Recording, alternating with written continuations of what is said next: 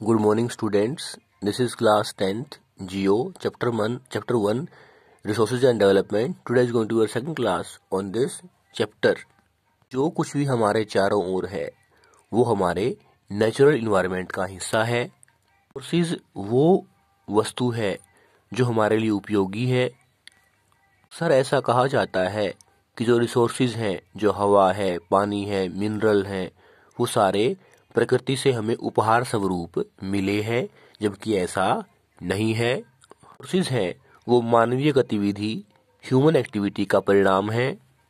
हमारी ज़रूरत के अनुसार हमारे नेचुरल इन्वायरमेंट को मॉडिफाई करते रहते हैं, उसमें बदलाव करते रहते हैं। जो रिसोर्सेज हमारे पास हैं वो हमें हमारे पूर्वजों से इसलिए उपहार के स्वरूप नहीं मिले हैं क्योंकि हमें उनको आगे आने वाली जनरेशन्स के लिए, पीढ़ियों के लिए, बच्चों के लिए भी बचा के रखना है। साधनों की अंधाधुंध प्रयोग से या तो संसाधन खत्म हो रहे हैं या कुछ हाथों में कुछ लोगों के पास एकत्रित हो रहे हैं, या जो हमारा इकोलॉजिकल सिस्टम है, जो पारिस्थितिकी तंत्र है, वो डिस्टर्ब हो रहा है।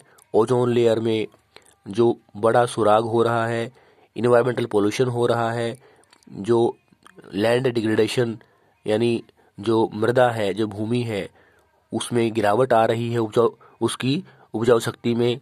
इसलिए रिसोर्स प्लानिंग आवश्यक हो जाती है। रिसोर्स प्लानिंग इसलिए भी आवश्यक हो जाती है कि हमारी जो डेवलपमेंट है वो सस्टेनेबल हो, वो स्थायी हो, लंबे समय तक चले।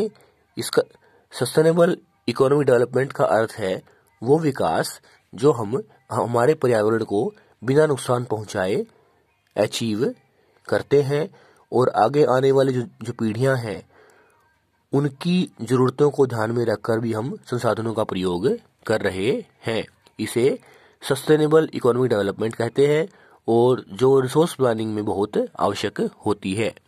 1992 यानी 20वीं शताब्दी के अंतिम दशक में पहली अर्थ समिट ब्राजील की जो में एक जगह है रियो डी जेनेरियो, वहाँ होती है। इन्वायरमेंटल प्रोटेक्शन और सोशो इकोनॉमिक डेवलपमेंट के लिए विचार विमर्श किया जाता है और इस अर्थ समिट में 1992 में रियो डी जेनेरियो में ब्राजील में एक 21 एजेंडा 21 अपनाया जाता है जो 21वीं शताब्दी में सस्टेनेबल इकोनॉमिक डेवलपमेंट के लिए अचीव करने के लिए आवश्यक होता है। रियो डी जेनेरियो की जो समिट है, अर्थ समिट है, इसका एक उद्देश्य ये भी था कि हर स्थानीय सरकार अपना एजेंडा 21 बनाए।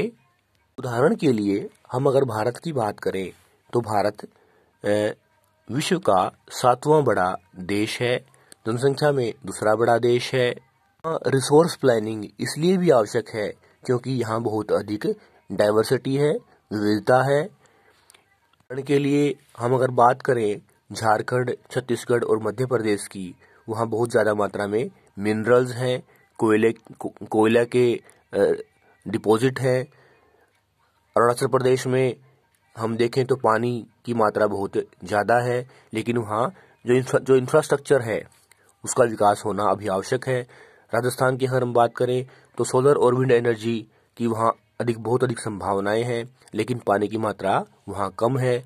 अगर हम लद्दाख की बात करें, कोल्ड डेजर्ट की बात करें, तो हम देखते हैं कि वो आसपास के क्षेत्र से अलग थलग है और वहाँ की जो सांस्कृतिक विरासत है वो बहुत संपन्न है, लेकिन वहाँ पानी की मात्रा और इंफ्रास्ट्रक्चर और जो खनिज पदार्थ हैं उनकी कमी है।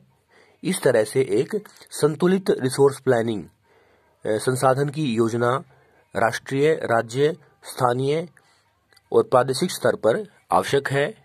संसाधन हैं उनका न्यायोचित तरीके से, जुडिशियस तरीके से प्रयोग किया जाए। नेक्स्ट क्लास में हम रिसोर्स प्लानिंग की भारत के संदर्भ में डिस्कशन करेंगे। थैंक्स।